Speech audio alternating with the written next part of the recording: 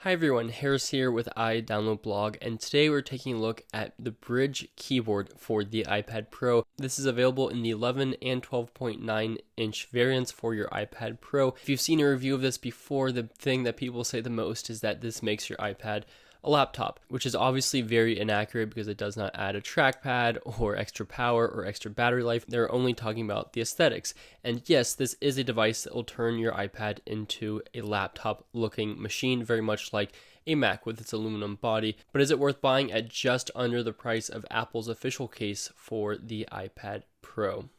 Let's check it out.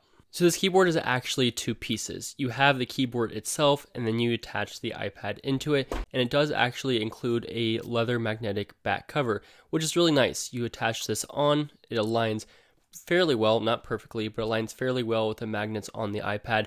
It protects it with a nice leather look and feel, and just gives it that back drop protection, and of course scratch protection. Now at the top of this are also some grooves, which will help line up with the case. And the contraption that holds the case to your iPad are just these rubber stamps, basically just friction and rubber keeping your iPad secured in. And in order to do this, you basically just slide the iPad in. Now this is not foolproof because it does not click in, it does not have magnets, there's nothing to tell you that this is perfectly in. You basically just have to take it all the way down, and then you can check the alignment on the back. So you can see here this is not perfect. So I will push it in a little bit further, and you can see there it's getting better. And that is the first thing to note, is that it is not a foolproof system. You do have to make sure that you align it properly. And if you take off the leather sleeve, it looks like you're staring at a MacBook Pro or something like that. It really does look like a laptop. Now when you have this in properly, it's pretty flush, but it about doubles the thickness of your iPad and more than doubles its weight. Like, this is a hefty contraption for sure, and definitely takes away from how slim, portable, and lightweight this iPad is.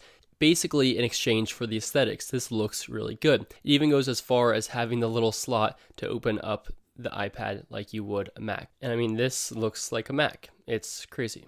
So it is real aluminum and it's definitely hefty. On the bottom you have 4 pads, which definitely help to keep it stable on the surface and to prevent you from scratching whatever surface you put this device on, which is very nice. It does run off USB-C, which means you can charge this from the iPad if you need to, but I wouldn't really worry about battery. These things last months. Okay, and so when you open it up, you can see that you basically have unlimited viewing options up to 180 degrees. Now this seems great, but it's not totally perfect. There are a few viewing angles that don't work very well. So like when I lift this up, you can see it sometimes falls back.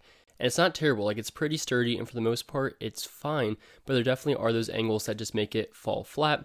And there are some angles that the iPad is just a little bit too heavy and it will actually make this tip back a little bit, or that just don't stay at that exact angle. So while this friction system is pretty good, it is not perfect because there are some angles that still don't work perfectly, but it's still much better than a solution that only allows you one set position when you're typing, so I will take it.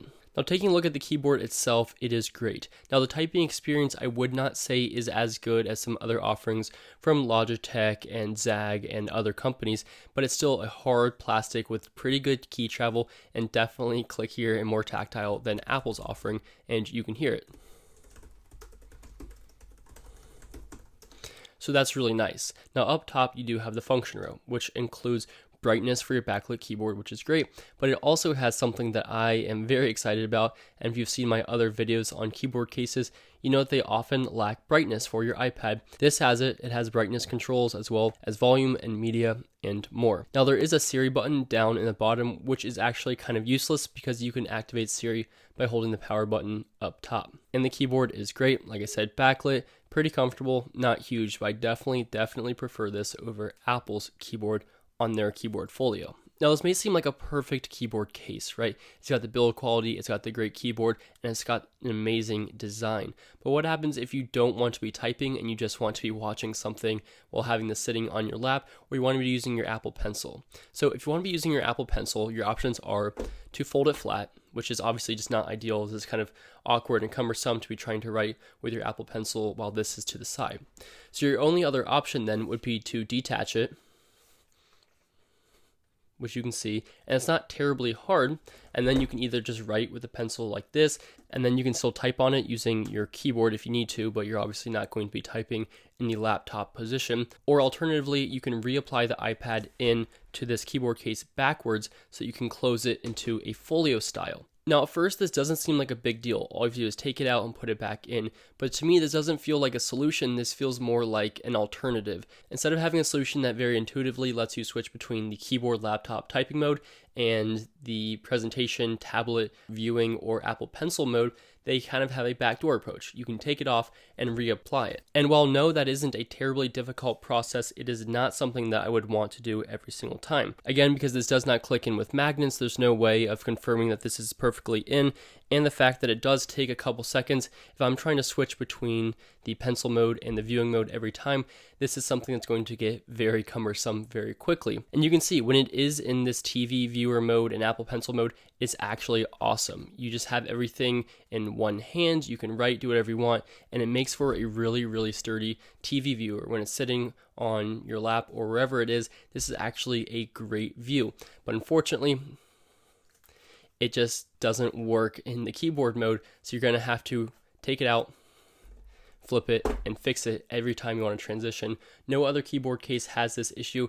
Every other keyboard case allows you to flip the keyboard back in order to use it in that mode. So yeah, that is my biggest gripe with this keyboard. If I could flip this backwards and have it fold backwards, I think this would absolutely be 100% my unequivocal recommendation. But at this point, I think if you're willing to work with that sacrifice, then this is probably one of the best options. But otherwise, for someone like me that so often switches between this view and flipping the keyboard back, especially with my Apple case, I think this isn't my number one recommendation despite its beautiful design. Now, other shortcomings include obviously a lack of protection. So you do have some scratch protection with this leather sleeve, but outside of that, if you were to drop this, all your sides are exposed and you just have aluminum on aluminum. And additionally, this is very heavy. So if you're looking for a very stylish solution for your keyboard for your iPad Pro, this is cheaper than Apple's solution. The keyboard experience is great. The function row I really, really like, and it looks amazing.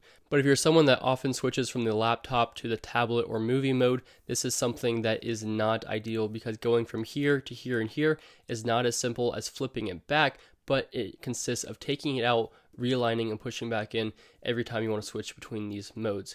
If you don't switch very often, this will be fine, but if you switch often, this is annoying. Anyway, let me know your thoughts on this keyboard. It's definitely one of the best out there, and I applaud Brydge for what they've done, but if they ever fix the mechanism to allow the keyboard to flip back, then this will be 10 out of 10 my recommendation, but for right now, I'd probably give this an 8 out of 10.